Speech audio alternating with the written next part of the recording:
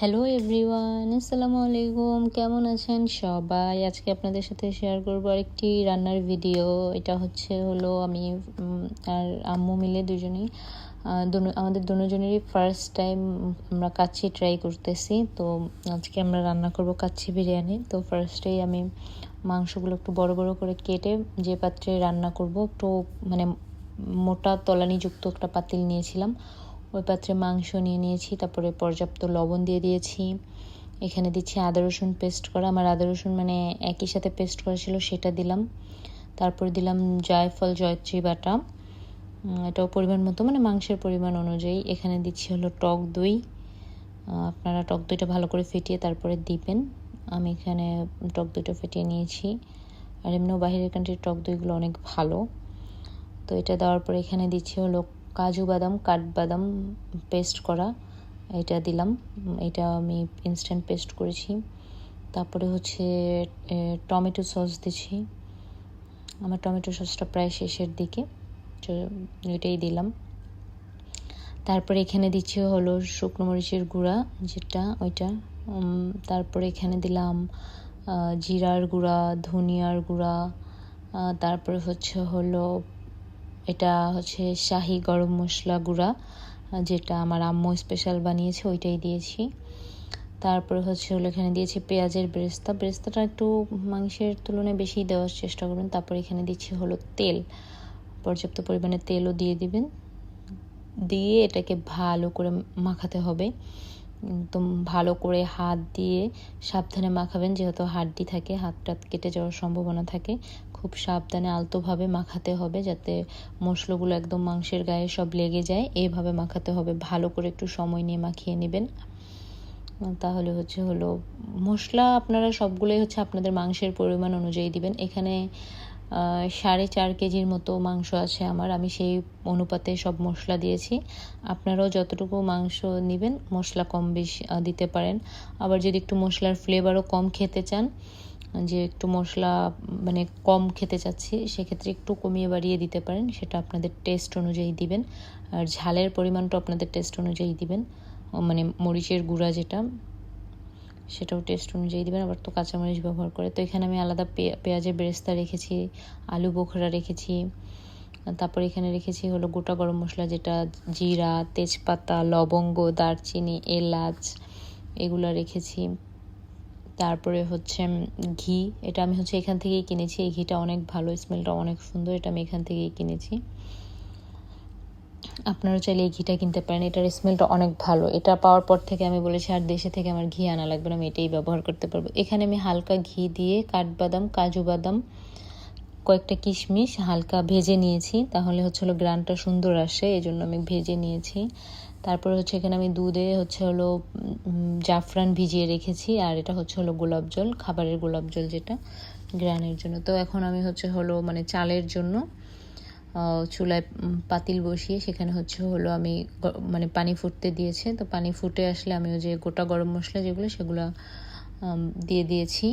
তো এগুলো একটু ফুটে আসলে আমি চালটা অ্যাড করব এগুলোর সাথে। তো এগুলো একটু ফুটতে সময় দিচ্ছি। তারপর পর্যাপ্ত পরিমাণ লবণ, আর একটু তেল দিয়ে দিবেন। তেলটা দিলে মানে চালটা ঝরঝরা থাকে, এই জন্য পর্যাপ্ত পরিমাণ লবণ এবং তেল দিয়ে দিবেন। তারপরে চালটা কিছুক্ষণ, আমি তো বাসমতি চাল দিয়ে করেছি, চালটা মিনিমাম 30 মিনিট আগে ভিজিয়ে রাখবেন, তাহলে চালটা অনেকটা ঝরঝরা থাকে, অনেকটা সফট হয়ে আসে।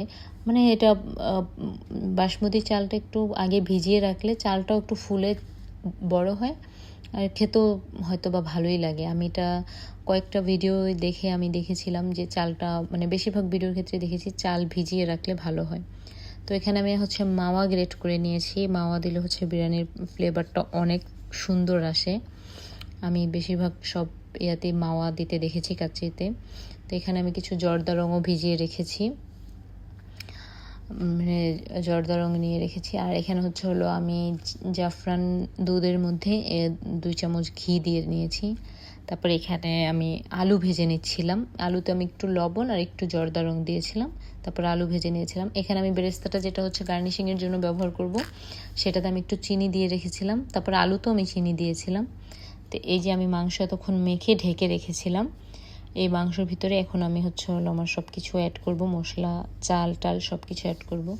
তো ফার্স্টেই আমি আলু দিয়ে দিচ্ছি এখানে। আপনারা 2টা 3টা যে যেরকম লেয়ার করতে পারেন, আমি 2টা লেয়ার করেছিলাম।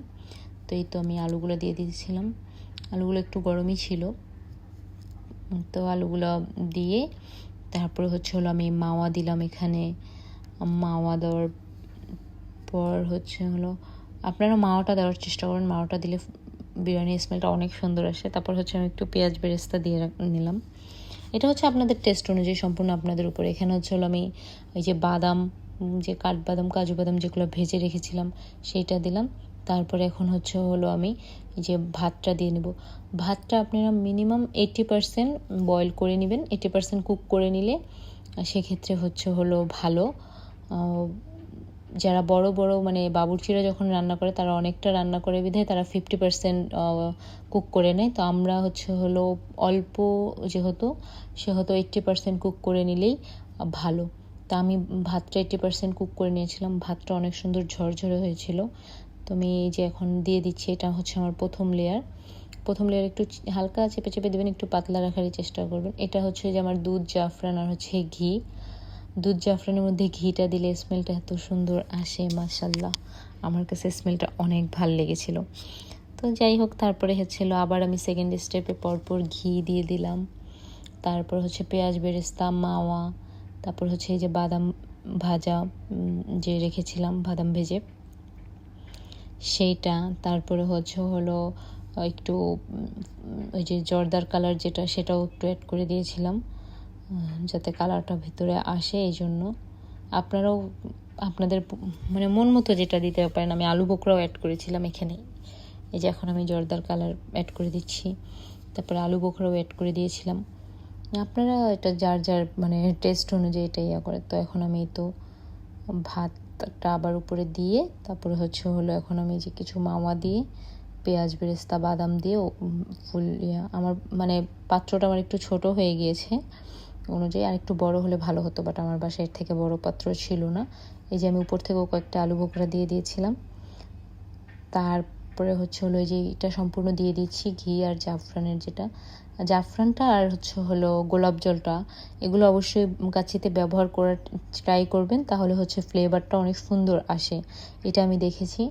তো এই জন্য আমিও চেষ্টা করেছি এটাই। আমি কেওড়া জল এখানে পেলে আমি কেওড়া জলটাও ব্যবহার করতাম, বাট আমি হলো আমার এখানে কেওড়া জলটা আমি পাচ্ছিলাম না, এই জন্য হলো আমি গোলাপ জলটা ইউজ করেছি। বাট আপনারা যদি হাতের কাছে পান অবশ্যই ইউজ করার ট্রাই করবেন, অনেক সুন্দর একটা স্মেল দেয়। তো আমি একটু হলো এমনি ঘিও অ্যাড করে দিয়েছিলাম যাতে মানে ঘিয়ের ফ্লেভারটা যাতে পাই। তো তারপরে হলো যে আমি এখন এটা আটার খামির করে আমি পাতিলটা ভালো করে সিল করে এখন চুলায় বসিয়ে দিলাম। আমি এটা হাই হিটে চুলায় রেখেছিলাম 10 মিনিট। তারপর হলো আমি 1 ঘন্টা 5 মিনিটের মতন এটা রান্না করেছি। এই যে এখন আমি ওপেন করছি, এই যে টানটানা আমার কাচ্চি রেডি। তো দেখতে যতটা না সুন্দর হয়েছে, খেতে তার থেকে আরও বেশি ভালো হয়েছে। তো আপনাদেরকে আমি একটু নিচ থেকে দেখাচ্ছি নাড়া দিয়ে যেটা কীরকম হয়েছে। অনেক সুন্দর হয়েছিল আর খেতে তো অনেক টেস্ট হয়েছিল। যে জাস্ট কালারটা দেখেন, মাংসগুলা এত সুন্দর করে সিদ্ধ হয়েছিল, সবগুলা পার্টে পার্টে খুলে যাচ্ছিল। তো আজকের ভিডিও পর্যন্ত, সবাই ভালো থাকবেন, সুস্থ থাকবেন, আল্লাহ হাফেজ।